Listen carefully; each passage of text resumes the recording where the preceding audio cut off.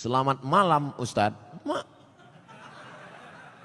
Assalamualaikumnya ada, cuman dia kayak selamat malam. Saya tak mau disebut selamat malam. Iya malam selamat, besok pagi. Apalagi udah kena lapor kan nih, ngeri-ngeri juga gitu kan.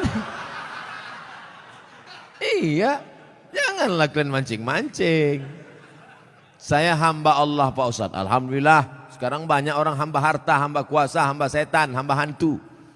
Bagaimana cara menjaga sholat agar lebih khusyuk dan tak malas Pak Ustadz? Itu nampak api kan? Kalau nanti terlintas di hatimu malas sholat, bakar jari sebentar. Berapa lama kau tahan? Buatlah. Agak-agak gosong sedikit. Hai tangan, tahan kau masuk neraka nanti tangan. Nama kau nanti nama nerakanya neraka sakor. Masalakakum fi sakar. Kenapa kau masuk dalam neraka sakar? Lam naku minal musallin, karena tak sholat. Bakar. Makanya Muhammad Ali kemana-mana bawa mancis. Muhammad Ali petinju, mana-mana bawa mancis. Padahal dia tak merokok.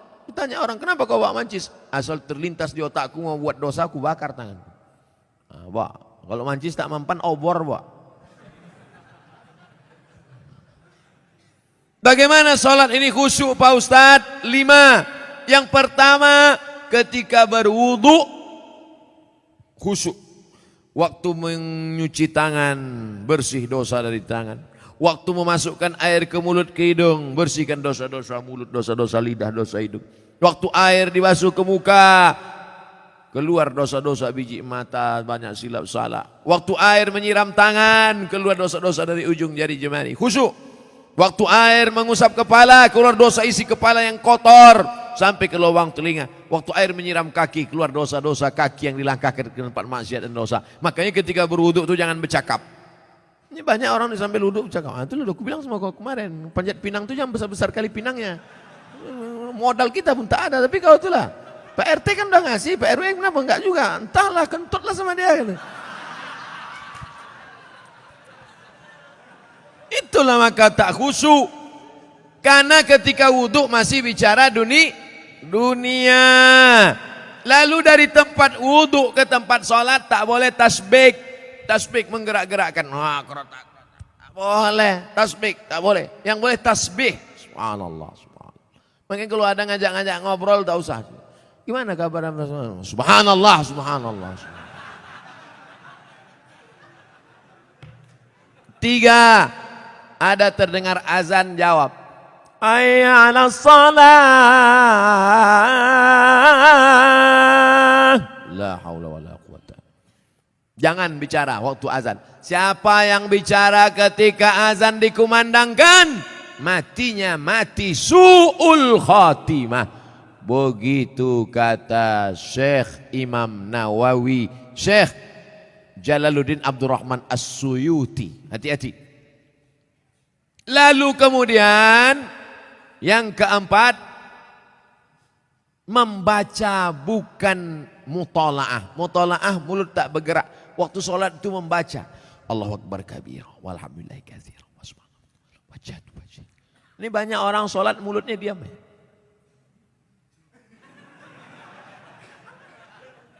Mulut membaca. Karena di situ disebut qiraah. Qiraah artinya membaca. Bismillahirrahmanirrahim. Alhamdulillah.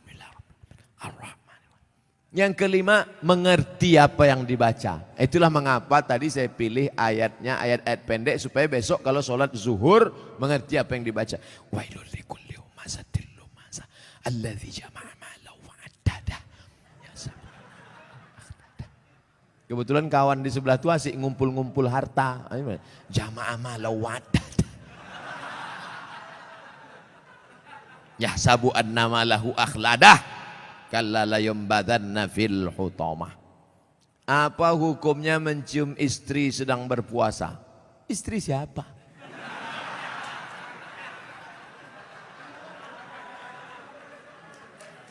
Kalau istri engkau yang kau cium maka tak batal. Dalilnya Nabi mencium Aisyah. Tapi kalau dia ihtiyat, hati-hati, takut dia tak bisa mengendalikan hawa nafsunya seperti Nabi Muhammad SAW, maka dia ihtiyat, dijaganya. Tapi hukum aslinya tak batal. Tapi kalau sampai memperturutkan hawa nafsu, maka jatuh dalam batal, rusak puasanya. Man lam yada imsakun nafsi, menahan diri, anil mahzurati, dari semua yang terlarang, min tulu'il fajri, dari terbit fajar, ila ghurubi syamsi, sampai tenggelam matahari. Itu definisi puasa. Kalau adakah dalil yang menjelaskan tentang tahlilan? La ilaha illallah, la ilaha illallah, la ilaha illallah. Itu artinya tahlil. Tasbih, subhanallah. Tahmid, alhamdulillah. Takbir, Allahu akbar. Tahlil, la ilaha illallah. Man halala, siapa yang mengucapkan tahlil, summa ahda sawabahu ilal mayyit, kemudian tahlil itu dihadiahkannya kepada si mayit, orang mati, yantafi'u bihi, pahalanya sampai dan orang mati itu dapat manfaat. Begitu kata Imam Ibnu Taimiyah dalam kitab Majmu' Fatwa Ibnu Taimiyah. Kenapa Ustaz pilih pendapat Ibnu Taimiyah? Karena yang banyak melarang-melarang nih sekarang anak-anak buahnya Ibnu Taimiyah. Paham? Padahal Imam Ibnu Taimiyah dalam Majmu' Fatawa mengatakan siapa yang mengucapkan tahlil dihadiahkannya pahalanya pada yang meninggal sampai. Kalau dimasakkannya bubur kacang hijau. Kenapa Ustaz tiba-tiba ingat bubur kacang hijau? Oke, bubur jagung kalau gitu. Lalu kemudian dihadiahkannya pahalanya untuk almarhum. Sampai apa tak sampai? Sampai. Mana dalilnya? Mana? Kata Sa'ad, ummi matat, makku mati. Afa atasaddaqu anha, kalau aku bersedekah, pahalanya sampai tak untuk emakku? Kata Nabi, tasaddaq, sampai. Bersedekah enggak? Sedekah. Ayu sadaqatu afdal. Apa sedekah yang paling afdal? Kata Nabi, saqyul ma'. Sedekah yang paling afdal mengasih air minum. Kalau air minum saja sampai, apalagi gulai baung. Artinya sedekah sampai, sedekah sampai, tahlil sampai. Apa lagi? Bacaan Quran. Yasin wal Qur'anil Hakim, innaka laminal mursalin. Sampai apa tak sampai bacaan Quran pada orang meninggal dunia? Sampai. Bacaan Quran untuk orang meninggal dunia sampai. Mana dalilnya? Ketika Nabi SAW melewati suatu makam, diambilnya pelepah korma, ditusukkannya ke makam itu. La'allallaha an yukhaffifa adzabahuma ma lam yaybasa. Tasbih pelepah korma sampai pada orang yang meninggal. Apa komentar Imam Nawawi dalam kitab Majmu', dalam kitab Al-Minhaj Syarah Sahih Muslim Ibn Al-Ajjaj? Kalau tasbih pelepah korma saja sampai, apalagi bacaan Quran orang yang beriman. Buka kitab Ar-Ruh, punya Imam Ibnu Qayyim Al-Jauziyah, murid Imam Ibnu Taimiyah. Punya murid namanya Ibnu Qayyim Al-Jauziyah. Punya kitab namanya Ar-Ruh. Diriwayatkan sampai kepada Imam Ahmad bin Ambal lewat di suatu makam. Ada orang membaca Al-Quran, Imam Ahmad bin Ambal melarang. Tapi orang itu menyebutkan riwayat hadis, ternyata perawinya thiqah, bahwa Nabi punya sahabat namanya Abdullah bin Umar, anak Umar bin Khattab, berpesan, kalau aku mati nanti, bacakan di atas kuburku, pada bagian kepalaku pangkal Al-Baqarah, pada bagian kakiku ujung Al-Baqarah. Itulah dalil bacaan Quran sampai untuk orang yang sedekah sampai, tahlil sampai, baca Quran sampai. Sudah saya sebutkan dalil-dalilnya. Tak juga percaya, saya tak bisa menjawab. Habis sudah. Saya cuma bisa minta nama lengkap supaya nanti kalau mati saya kirim. Kalau tak sampai, cepat-cepat kasih kabar.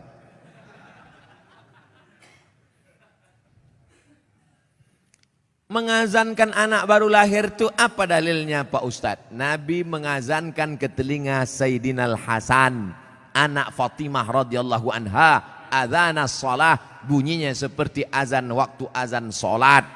Hadisnya disebutkan dalam kitab Sunan At-Tirmidzi. Nama kitab Sunan Tirmidzi, nama lainnya Jami' At-Tirmidzi. Status hadisnya hadisun hasan, hadis paling tinggi sahih, di bawah sahih Hasan tentang mengazankan bayi. Anak saya mengazankan. Allahu Akbar, Allahu Akbar. Tapi tidak kuat macam itu. Terkejutlah dia. Nah, makanya bapak ibu yang hamil sekarang istrinya nanti bapak azankan. Tapi yang anak sudah lahir tak usah azankan lagi. Ini anak udah semester 2. Balik dari sini, sini sebentar. Allahu Akbar. Apanya ayah ini gitu.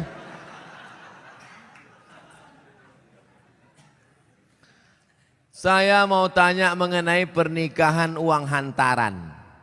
Bagaimana menurut pandangan Ustadz kalau si ibu wanita itu meminta uang hantaran mahar yang cukup tinggi? Ada tiga kemungkinan ini. Pertama memang mau bertanya masalah hukum. Yang kedua mau menyindir mak tua ada di sini. Yang ketiga mau menawar. Perempuan yang paling baik aqalluha mahran, yang maharnya paling murah. Wahai ibu-ibu, turunkan harga mahar. Sebetulnya yang menetapkan harga mahar ini wali, ayah. Tapi sekarang banyak ayah yang anggota isti, ikatan suami takut bini. Maka yang berperan sekarang ibu-ibu, matre. Banyak perempuan lebih mau makan di daun daripada makan di pinggan. Oleh sebab itu turunkan standar ini sedikit. Jangan nanti setelah dia hamil barulah na'udzubillah, na'udzubillah. Datang dia baik-baik. Idza ja'akum man tardawna dinahu. Kalau datang kepadamu orang yang baik akhlaknya, wa khuluquhu, baik agamanya, fazawijuhu, nikahkan dia. Illa taf'alu, kalau tak kau lakukan, takun fitnatun fil ardi wa fasadun arid, maka terjadi kerusakan yang amat sangat berat. Tolong jangan sampai anak-anak muda ini besok buat baleho turun ke jalan, turunkan harga mahar, turunkan harga mahar. Kemudian jodoh itu seperti apa Pak Ustadz? Apa orang yang sudah menikah terus meninggal terus menikah lagi, apakah itu berarti jodohnya juga Pak Ustadz? Karena berjumpa orang berjodoh atau karena jodoh dia berjumpa? Memang jam-jam 10:30 nih payah nangkap memang. Karena ada jodoh baru berjumpa atau karena berjumpa itu orang berjodoh? Karena ada jodoh lah maka berjumpa. Kalau tak ada jodoh sampai mati tak akan berjumpa. Kok Ustaz tahu? Saya pernah ngalami. Saya Dewan Juri Musabaqah Tilawatil Quran tingkat Provinsi Riau. Kalian pikir Ustaz alang-alang?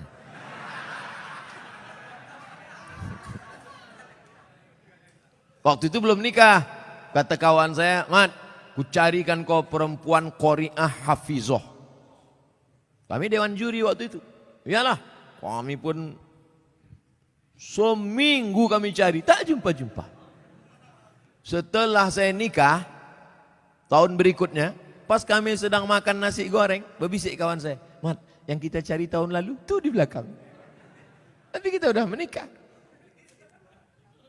Maka kalau tak berjodoh, tak akan berjumpa. Karena ada jodoh, itulah maka berjumpa. Oleh sebab itu, jangan nanti yang laki-laki ini banyak salah jawab ini. Papa kok bisa nikah sama mama? Entah salah sambung. Jawabannya mesti kau katakan, aku tak pernah mencari makmu, makmu tak pernah mencari aku, Allah mempertemukan kami. Ibu itu pun dari dapur, so sweet, kata dia. Karena jodoh lah kalian jumpa. Mengapa Tuan Syekh Abdurrahman digelar dengan Syekh Silau Laut? Syekh Abdurrahman lahir di Kampung Rau, sekarang masuk Kabupaten Batubara.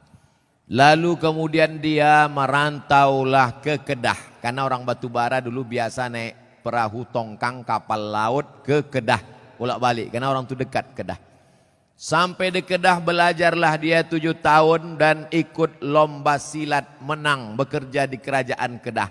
Setelah itu melanjutkan pendidikannya ke Tuan Syekh Wan Mustafa Al-Fatani. Fatani sekarang Thailand Selatan, Patani. 7 tahun di Patani, setelah itu dibawalah oleh Syekh Wan Mustafa Al-Fatani ke Makkah Al-Mukarramah. Belajarlah dia dengan ulama-ulama di Makkah, di antaranya Syekh Hasbullah. Belajar fikih kepada Syekh Ahmad Khatib Al-Minkabawi. Setelah khatam belajar fikih, belajar tafsir, belajar hadis, belajar tasawuf, baliklah dia ke Rao. Lalu kemudian datanglah kerabat Kesultanan Asahan namanya Tengku Adil. Tengku Adil pun mengasih tanah. Wahai Tuan Syekh Abdurrahman, ini ada tanah. Nama tanah itu Silau Laut. Maka orang menyebutnya tak lagi sebut namanya, tapi Tuan Syekh Silau Laut. Sama macam siapa tu? Tuan Syekh Besilam.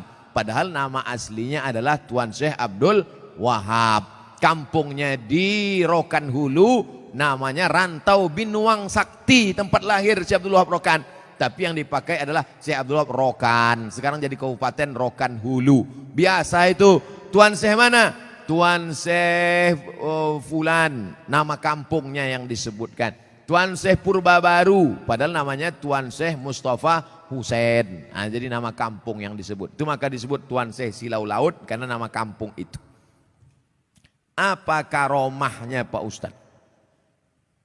Banyak karomahnya disebutkan dalam buku, ditulis oleh cucunya.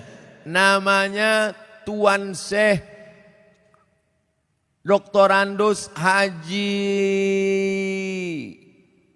Mansur bin Haji Syekh Muhammad Ali bin Syekh Abdurrahman, cucunya, menulis buku. Ditulis pada masa Gubernur Raja Inal Siregar. Waktu haul dibagikan buku-buku itu. Banyak karomah disebut situ. Apa motivasi orang memasuki tarekat Sattariyah Pak Ustadz? Tarekat itu sampan. Ada sampannya namanya Sattariyah, namanya nakhodanya Abdullah Sattari. Ada nama sampannya Saziliyah, nama nakhodanya Abul Hasan As-Sazili. Ada nama sampannya Naqsabandiyah, nama nakhodanya Bahauddin Naqsabandi. Ada nama sampannya Ahmadiyah, tapi bukan yang aliran Ahmadiyah yang sesat. Tarekat Ahmadiyah, nama nakhodanya Sayyidi Ahmadil Badawi. Itu sampannya, tapi lautannya tetap la ilaha illallah Muhammadur Rasulullah. Jadi yang mau ikut tarekat sama aja macam naik sampan. Lautnya la ilaha illallah, sampannya macam-macam. Ada yang mau sampan naik speedboat, mau cepat. Ada satu yang naik kapal tongkang kayu. Dia mau slow. Kau tak ikut? Enggak, aku mau menikmati laut ini, mau slow aja. Nah, macam-macam. Begitu lebih kurang gambaran tentang tarekat. Tarekat artinya jalan. Jalan mendekatkan diri kepada Allah Subhanahu wa ta'ala. Apa doa anak terhadap orang tuanya itu sampai? Hadis Sahih Muslim. Idza matal insan, kalau orang mati inqata'a, putus amalnya illa min salasin, kecuali 3. Shadaqatin jariyah, amal sedekah, ilmin yuntafa'u bih, ilmu yang bermanfaat. Yang ketiga, waladin shalihin yad'ulah, anak yang soleh. Makanya kita selalu minta doa Rabbi habli minas shalihin. Saya ingin sekali mendoakan orang tua saya supaya terbuka pintu hidayahnya, karena kami sangat menyayanginya. Doakan orang tuamu di sujud terakhir saat sholat, sunat, tahajud, witir, duha. Tapi jangan pakai bahasa Indonesia, nanti sholatnya batal. Dalam hati saja, ya Allah, ayahku ini berhentilah pakai sabu-sabu. Kenapa ketawa? Di masjid kami setiap malam Jumat ada pengajian. Kenapa cuma tiap malam Jumat? Tiap malam lah. Malam Senin fikih, malam Selasa hadis, malam Rabu akidah, malam Kamis tasawuf, baca Ihya Ulumuddin, malam Jumat stop wirid Yasin, malam Sabtu pengajian akhlak, malam Ahad tablik akbar. Masjid mesti penuh tiap malam, karena kalau tidak kosong masjid. Akan tetapi waktunya dimulai ketika azan sholat isya hendak berkumandang, sehingga jamaah sholat isya pergi ke masjid lain. apakah sikap Ustadz itu benar membuka pengajian ketika azan isya berkumandang? Habis sholat isya dulu, habis sholat isya baru buka pengajian. Kenapa mesti pas azan isya itu? Sholat isya dulu, habis sholat isya baru buka pengajian. Saya selalu membuka pengajian maghrib. Kalau pengajian di Pekanbaru maghrib. Supaya apa? Supaya orang sholatnya dua. Maghrib berjamaah, isya berjamaah. Karena kalau dibuat isya, banyak jamaah datang lambat. Bahkan diumumkan, jamaah Ustadz udah terduduk setengah jam. Buat pengajian maghrib. Maghrib ke isya. Di Malaysia kami gitu. Maghrib, isya, pengajian. Habis isya, tanya jawab. Efektif. Doa berhajat, dia berhajat naik haji dengan menjual tanah. Namun anak-anaknya melarang, malah minta bagian tanah. Dibagi sebagai warisan jika orang tua meninggal. Sehingga orang tua tak jadi mendaftar haji. Bagaimana sikap orang tua dan sikap anak-anaknya ini? Desa kami banyak tanah ladang lebar-lebar Pak Ustaz. Oh, kalau dapat anak tak bertuah ini udah jadi. Datanglah emak-emak umur 70 tahun menggigil saya habis pengajian subuh. Ustadz, anak saya melarang saya karena saya mau pergi umroh. Dilarangnya karena dia katanya dapat warisan. Saya bilang, mestinya dia yang menggendong engkau sampai ke Makkah, balik lagi. Kau gendong emakmu ini ke Makkah, jalan kaki, tawaf, sa'i, umroh, balik lagi ke Medan, belum tentu dapat. Kau tebus sekali dia menjerit waktu mengeluarkan engkau dari perutnya. Ini tanah-tanah dia. Dia belum mati lagi. Udah kau atur pula harta warisannya. La ilaha illallah. Tak mencium bau surga orang durhaka. La yadkhulul jannah.